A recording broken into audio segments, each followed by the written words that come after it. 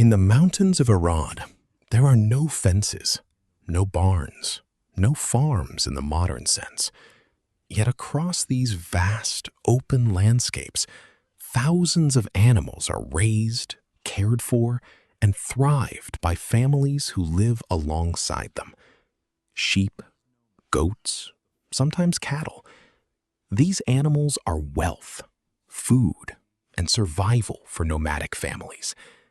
But they're not managed the way modern farmers manage livestock. There are no fences to contain them, no permanent pastures, no industrial infrastructure. How do entire families raise thousands of animals across mountains without farms, without fences, without the systems modern agriculture considers essential? The answer lies in knowledge accumulated over thousands of years. Knowledge about animals, about land, about seasons, and about the intricate balance between people and nature. The nomadic peoples of Iran, the Bakhtiari, Qashqai, Shahsewan, and others, have lived in these mountains for thousands of years. They are pastoralists, meaning their primary livelihood comes from livestock. But their livestock system is radically different from modern farming. A nomadic family might own 50, 100, or even 300 animals. These animals are not enclosed in pastures. They're not confined to barns at night. They're not managed through fencing. Instead, they're managed through movement. Constant, seasonal, deliberate movement that takes the animals to where food and water exist. Twice each year, the entire family moves. In spring, they migrate upward to high mountain pastures where snow has melted and new grass grows. In autumn, they migrate downward to warmer valleys to escape mountain winter. This migration isn't a vacation or a journey. It's a fundamental part of livestock management. The animals follow the seasons, following available grazing, following water. This way of life requires knowledge that's not taught in schools or agricultural programs. It's taught by living it. A child growing up nomadic learns animal behavior by spending every day with animals, learns to read landscape by walking through it constantly, learns water sources by traveling to them seasonally. This knowledge is transmitted through lived experience, not through instruction manuals. The nomadic herding system is fundamentally about following the animal's needs, rather than the animals following human-imposed boundaries. When grass is abundant in a location, the herd stays. When grass diminishes, the herd moves. Sheep and goats are herd animals. They naturally move together, naturally follow established leaders within the herd. A nomadic herder understands this instinct and works with it rather than against it. The animals want to stay together. The herder simply guides the direction. A good herder is almost invisible. The animals move because they naturally follow each other, and because the herder has positioned themselves in ways that guide the movement. An animal straying too far from the herd is gently redirected. The pace is set by the animal's comfort, not by human urgency. The animals themselves are adapted to this mountain life through generations of selective breeding. Nomadic herds aren't the large, slow sheep of modern farming. They're smaller, more agile, more suited to steep terrain and sparse grazing. These sheep and goats can survive on vegetation that would be insufficient for modern livestock breeds. The pace of movement is determined by the animal's needs. If grazing is good, the herd might stay in one location for days or weeks. If water is scarce or grazing depleted, the herd moves on. A nomadic herder reads these signs constantly, watching animal behavior, observing vegetation, sensing when conditions require movement. At night, The herd naturally clusters together for protection and warmth. The herders remain awake or semi-awake, watching for predators, ensuring animals don't scatter. This watch system is ancient. Some herders sleep, while others remain alert, rotating through the night. The absence of fences is fundamental to understanding nomadic herding. A nomadic family doesn't own land in the way modern farmers do. They don't own permanent pastures or enclosed fields. Instead, they use land collectively with other families, moving animals seasonally to take advantage of available grazing. These rights and agreements are negotiated and enforced through community leadership and tradition. Elders decide when families can use certain pastures. Conflicts over resources are resolved through discussion and compromise. A family that violates agreements, that overgrazes shared land, or moves in inappropriate seasons would face social consequences. Remarkably, animals from different families often graze in relatively close proximity without significant conflict. Sheep naturally follow their own group and their established leaders. A sheep that belongs to one family tends to remain with that family's herd. Without explicit training, the animals self-organize. The seasonal migration follows patterns refined over centuries. High mountain pastures are grazed only in summer, when snow has melted and grass is growing. Lower valley pastures are grazed in winter, when mountains are snow-covered and dangerous. Spring and autumn are transition periods, when herds move between these extremes. This system of movement prevents overgrazing and land degradation. Because animals don't stay in one place long enough to completely strip vegetation, grass recovers. Because herds move constantly, water sources remain relatively clean. The ecosystem sustains itself because the herding system works with natural cycles rather than against them. A nomadic herder develops extraordinary knowledge of animal behavior. They understand how to recognize illness before it becomes obvious.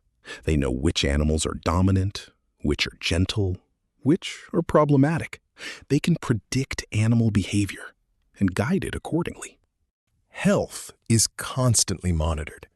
A herder notices if an animal has an injury, if it's not eating properly, if its behavior changes. Early intervention prevents minor problems from becoming deadly.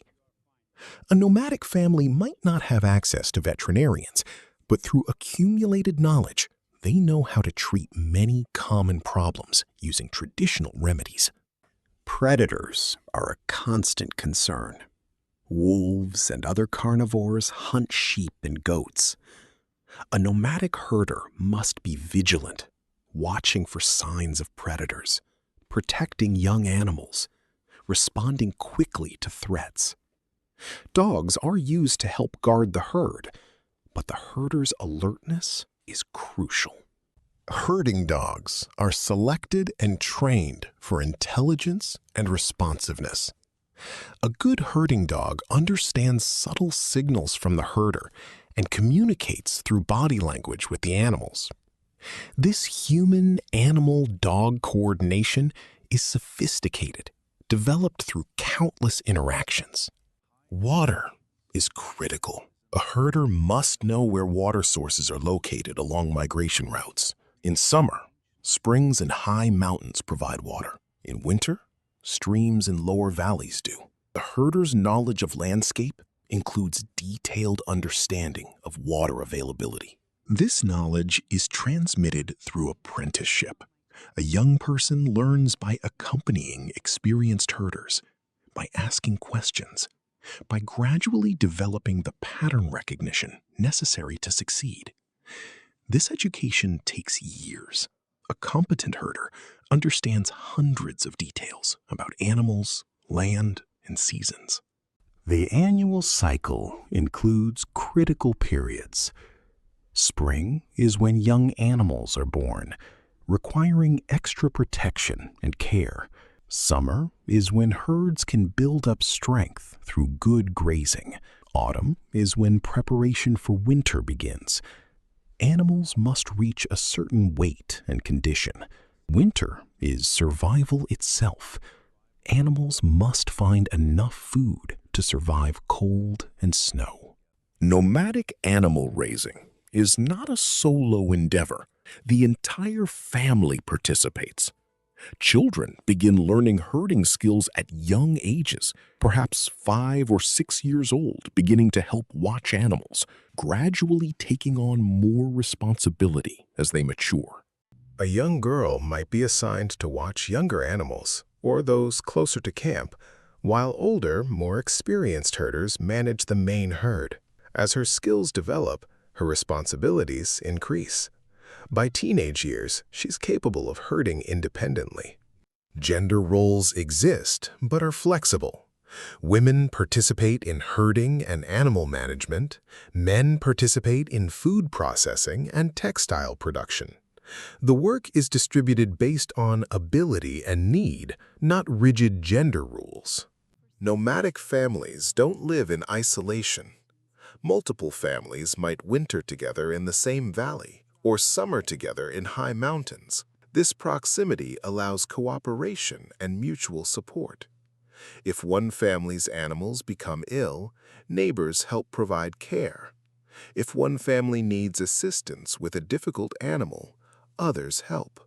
Livestock is valued not just for meat, but primarily for milk. The daily production of milk from dozens or hundreds of animals creates an abundance that's transformed into foods that last for months: yogurt, cheese, butter. Fresh milk is produced daily during milking seasons. This milk is the foundation of nomadic diet. But fresh milk spoils quickly without refrigeration, so it's immediately transformed into products that last far longer. Yogurt making is daily work.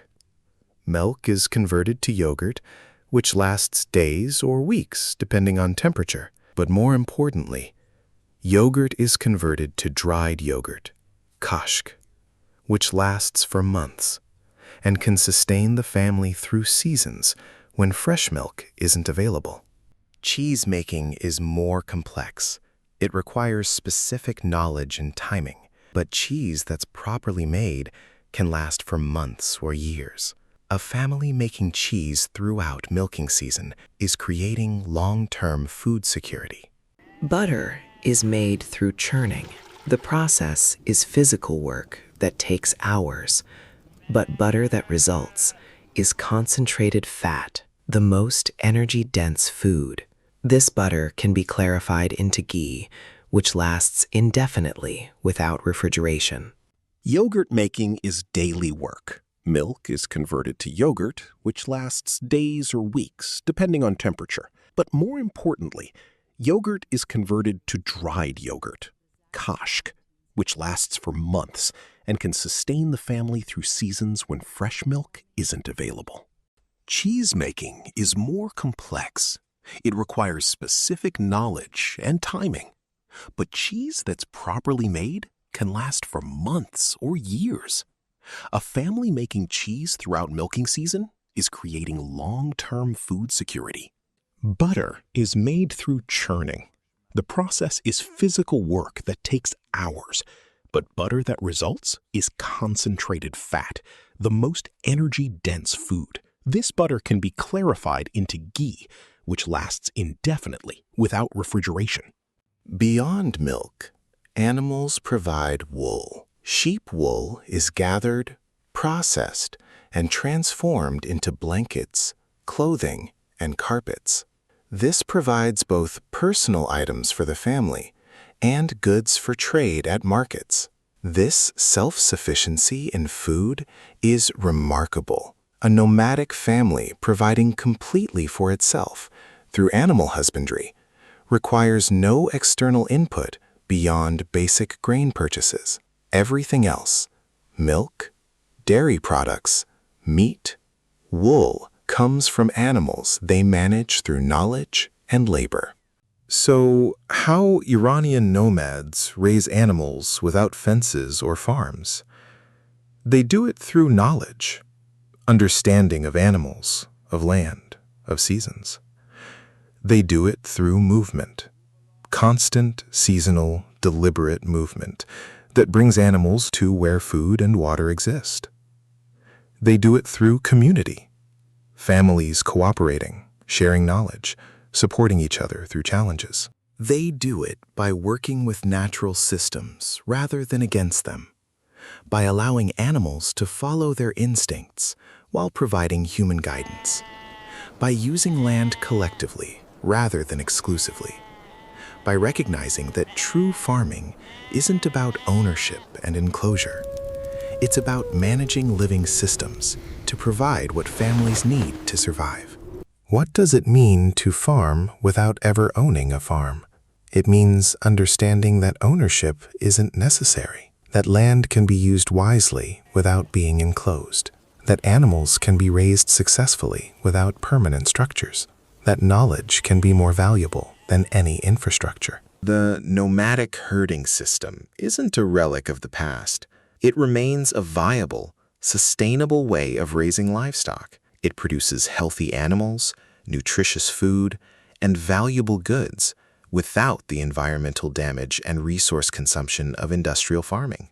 It demonstrates an alternative to the dominant agricultural model. If this glimpse into nomadic animal raising has interested you, or shown you a different way of thinking about farming and land use, please like this video and subscribe for more documentaries about Iranian nomads, traditional lifestyles, ancient knowledge, and cultures that persist in remote parts of our world. What struck you most about this way of raising animals? Can you imagine a farming system without fences? Comment below. We'd love to hear your thoughts and learn about animal management systems in your own region. Sometimes the simplest solutions are the most elegant. Sometimes knowledge accumulated over generations is more valuable than modern infrastructure. The nomadic herders of Iran remind us that humans have always possessed the wisdom to manage animals and land sustainably without needing to fence, build, or control nature. That wisdom remains available to us if we choose to understand it.